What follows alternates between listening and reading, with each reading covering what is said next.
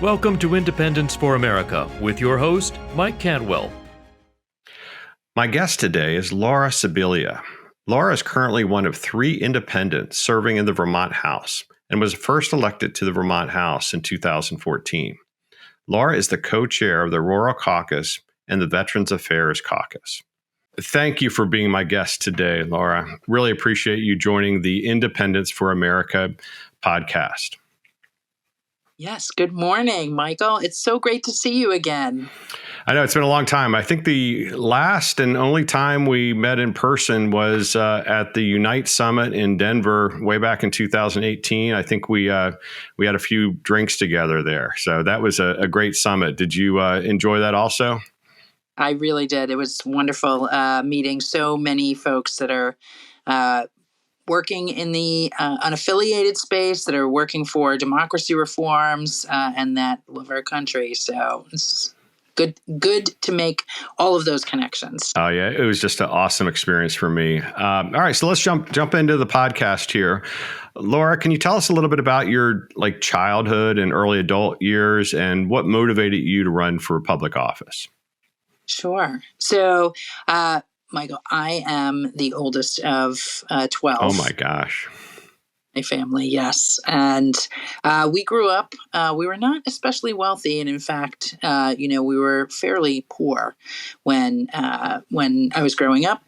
My mom ended up raising us largely on her own. And we've become fairly resourceful and have a pretty strong ethos of public service in our family. We benefited from public service, and there's a big military and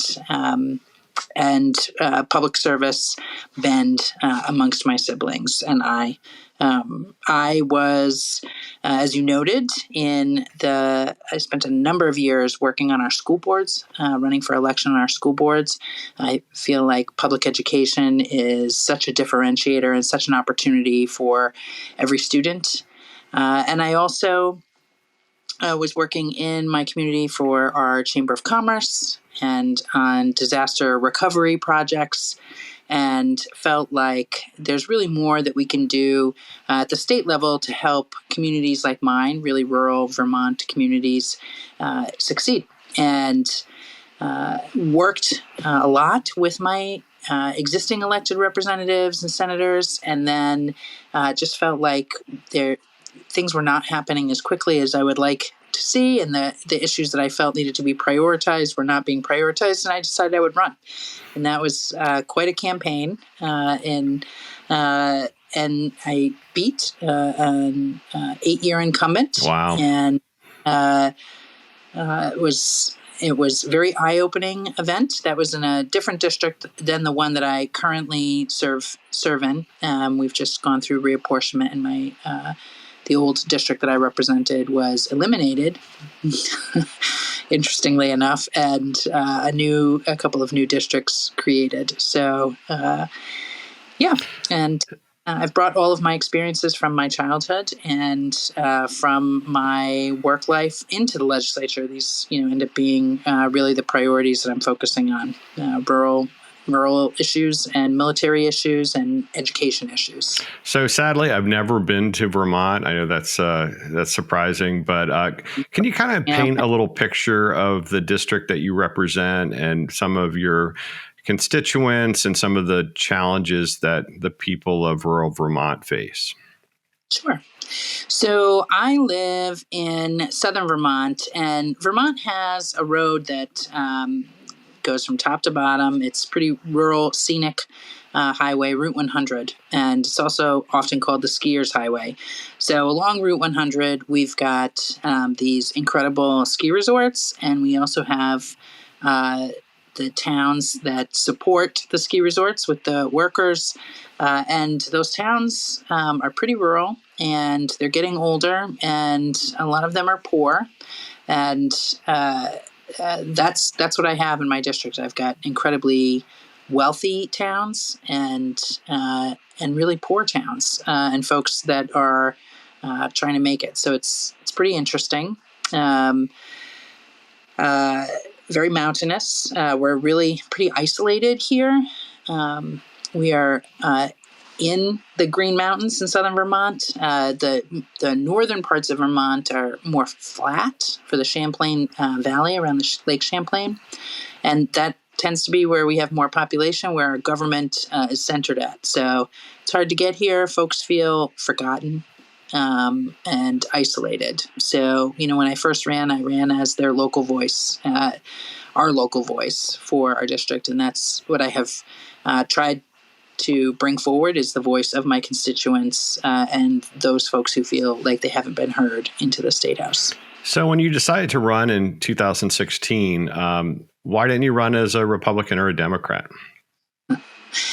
Well, I had actually been approached several years earlier by 3 moderate Republicans at the time about running, and I said, "Well, I'm not a Republican, and the national Republicans, are really just too extreme for me. I cannot support that, and I'm not going to run as a Democrat in our state because I feel like the state Democrats are too extreme, and so I'd have to run as an independent." And they said, "That's fine." Run as an independent. It took me a few years. My kids were still pretty young then to think about it. But it's really never been a question for me, and depending on the issue, depends on my vote. I'm really more about process and feeling like we can solve any problem if we just, all kind of come together and work through the issues, bring the correct expertise, and get things done. And while I understand grassroots organizing, coming from a rural area and the value that brings. And so the value to having some parties, there's also tremendous value in having some, I like to call us free radicals in the Vermont State House.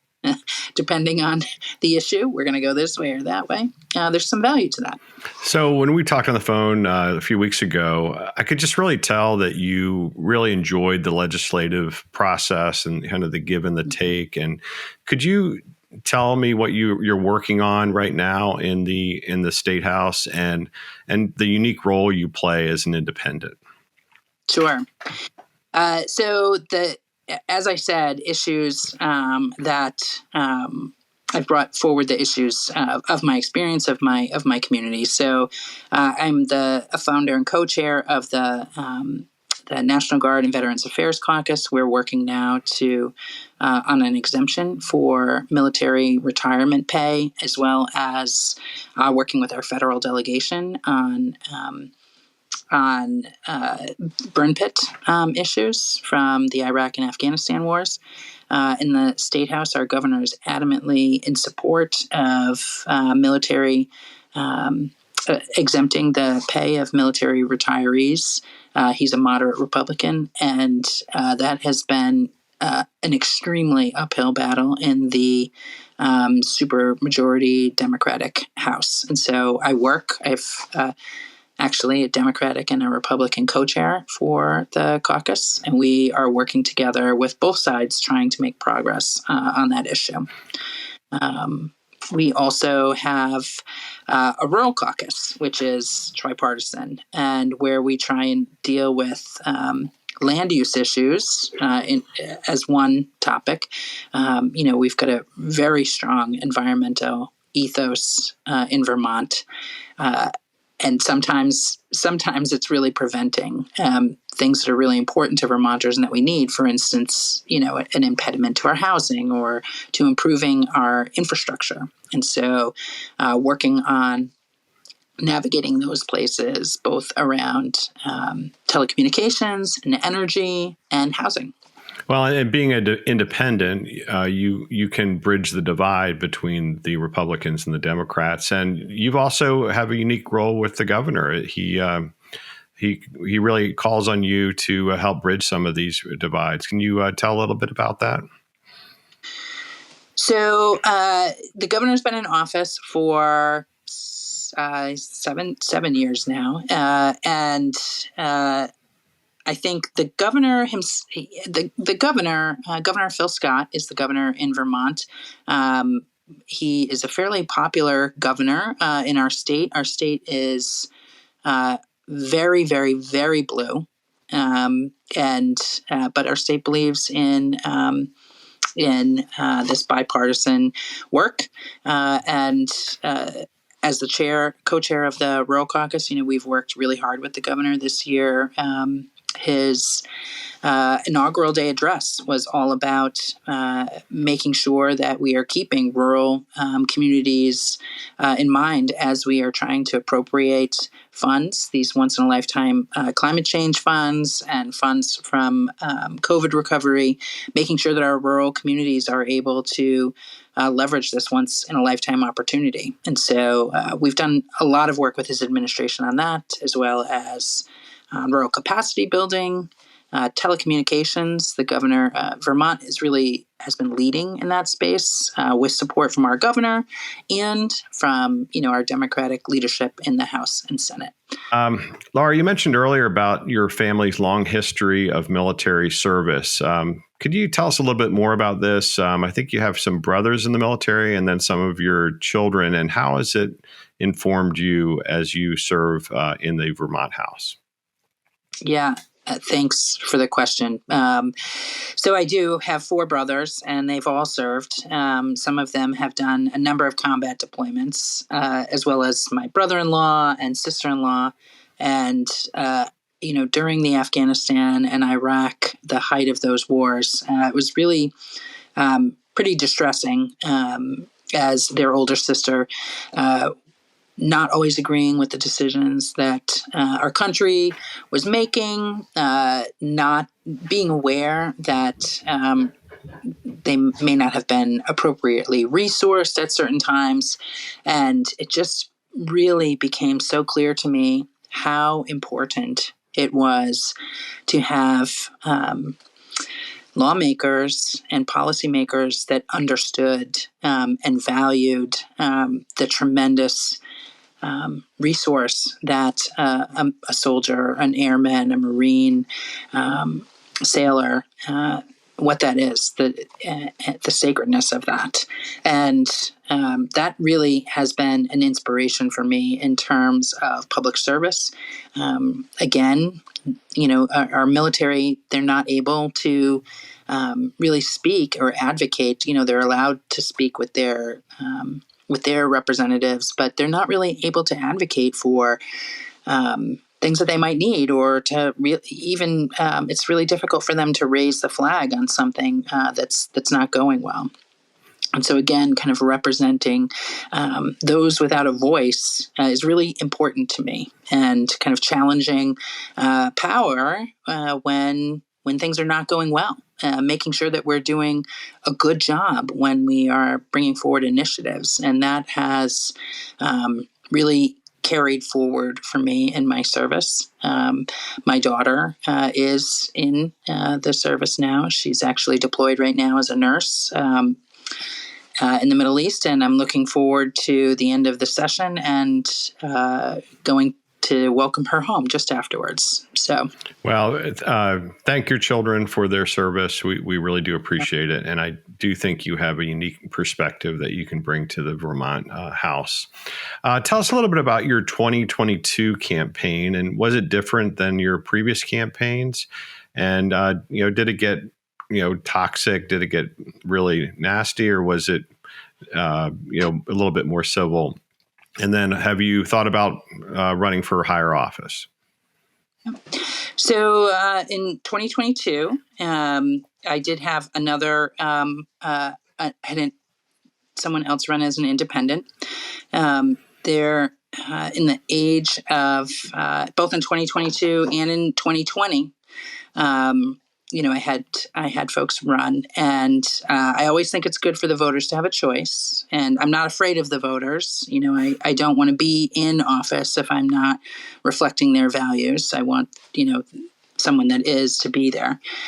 I have noticed a real decline in the tone of our civic dialogue, the abundance of misinformation. And a real willingness to leverage misinformation amongst the electorate. And so I applaud both of the folks that elected to come forward. I think they themselves were not well informed about a number of issues that were going on. In this 2022 election, I've been leading on some climate change issues in our state, and the candidate wanted to make that election a referendum on that, which I think is fair, and I won with 70% of the vote. So there you have it. Well, and as you know, I ran for office as an independent in 2021, and I thought running as an independent was just so refreshing. I actually feel sorry for partisan Republicans and Democrats who, they're given their lists of their party people in their community, and they're basically only allowed to knock on the doors of people in their own party. And I'm like, what is that? I mean, I go down the street and I go from door to door and talk to everybody. It's so much easier and more refreshing to reach out to all voters rather than only the voters in your party. Yeah, 100%, 100%. And, I say to my voters, when we have Vermont town meeting, I'll say, I'm here to answer questions. There's no chance that I am ever going to be able to vote the way that all of you want me to vote. Nonetheless, I have an obligation to all of you to help you understand what's happening, where you can get more information, why I'm voting the way that I might be, and how you can plug in additionally if you think that I'm voting in the wrong way. And I think we should all move and operate in that direction as elected officials. Absolutely. So what are your thoughts on some electoral reforms, such as nonpartisan primaries and ranked choice voting? Well, I'm in support. We actually had a bit of a fight this year already. Surprisingly, actually, Vermont, I haven't seen this kind of really partisan activity, but we have a supermajority now, really supermajority in the House. We had a miscellaneous elections bill that came forward that was really trying to limit voter choices past the primary, really tighten up and close the primaries more than they are already, and make it harder for independents to run, surprisingly. And we had quite a fight about that on the floor. And despite the supermajority, that was an extremely close vote. And I will be surprised when that bill comes back over from the Senate, if it looks like it did when it went over. So that's the bad news. The good news is, and I am just so delighted that the Vermont Senate last week passed ranked choice voting for the 2028 presidential primaries, and putting forward allowing our local elections to utilize ranked choice voting. That's now coming to the House. I believe there's a tremendous amount of support for that, and I'm ecstatic. I mean, this is something I've introduced this bill a number of years, and it hasn't gotten taken up, and I'm absolutely thrilled about this, and I think it's definitely the way we need to go. It can help calm the partisanship period, and also help improve the selection of candidates that the voters have to choose from. I'm really hopeful that we're going to get it done this year. Well, it eliminates the spoiler effect. So it encourages more candidates to run for office because they can't be considered spoilers. They're not told, wait your turn, those type of things. So Virginia passed the local option for ranked choice voting in 2020, and Arlington County, Virginia is going to be the first one to implement for the primaries first, and then hopefully they'll implement it for the general elections for 2024. But I think it's fantastic that it's almost across the finish line in Vermont. And please let me know if you need any help, saying this is what we're doing in Virginia. Hopefully you can do something similar in Vermont. Yes. Yeah, we have 6 weeks left this year, and I am hopeful. We do. If it doesn't pass this year, we do have next year, but I really would like to see us get it done this year. Let's get it done. Let's get it done. Yeah. Yeah. So as we're almost at the end of this podcast, do you have any advice for any other people who consider themselves independents, who are thinking about running for office around the country? What are some words of wisdom? And you've been reelected several times, so you weren't just one and done. I think you're really the exemplar of independence, both running, winning, and serving. So do you have any advice for any potential independent candidates out there? Yeah. So in Vermont, it is a bit easier in Vermont because of the size of our districts. And what makes it easier is that you are more well known to the potential electorate, and they are able to, we use the party system to shortcut for us what we think the candidates will, how they'll vote. Which, when we look at legislation, it's much more complex than that. It's not, do you like ice cream? Yes or no? It's very complex. So for independents, that is a strike against them, that the electorate may feel like, oh, I don't know where you stand on things. So I would say get yourself together early. Leverage all of your contacts, engage with the civic boards in your district, with your town and school boards. Attend those places, those meetings. Make sure that you're aware of the issues. Make sure you understand how if you're running for state office, check in with the Secretary of State's office. Check in with the clerk.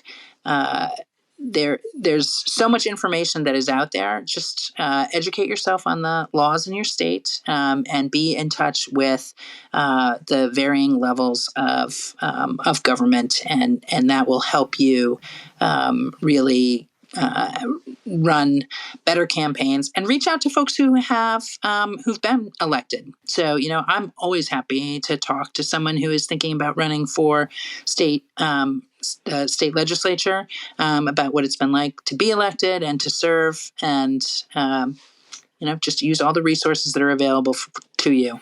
Well, when I talk to people about this, be your authentic self. If you really think you're an independent, then run as an independent.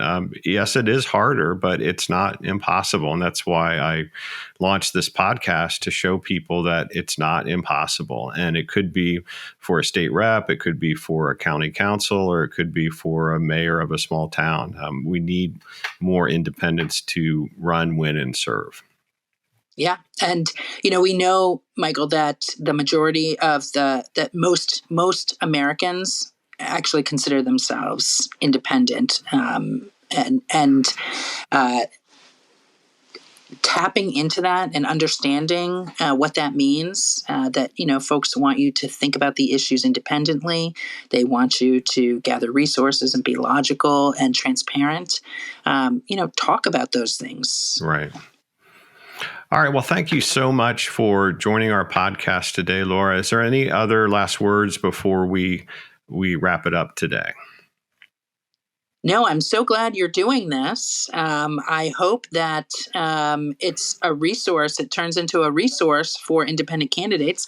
That, again, is how you and I met. I think there's a tremendous opportunity for that to help support independent candidates, and I'm excited you're doing this. Thank you very much for having me, Michael, and I'd love to come back sometime. All right. Well, great.